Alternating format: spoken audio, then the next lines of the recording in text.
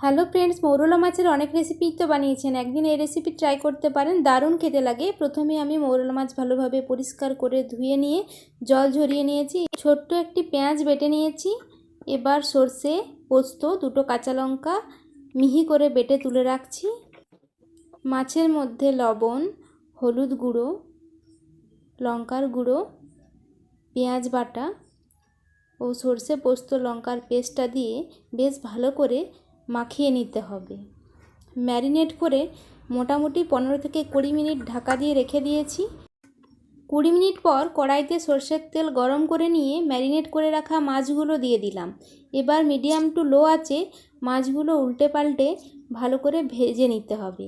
হাতে একটু সময় নিয়ে মাছগুলো ভেজে তুলে নিন। তৈরি হয়ে গেল মৌরলা মাছের মশলা ফ্রাই। সাথে রাখুন পাতি লেবু, কাঁচা লঙ্কা এবং পেঁয়াজ। গরম ভাতের সাথে পরিবেশন করুন, খেতে অসাধারণ লাগে।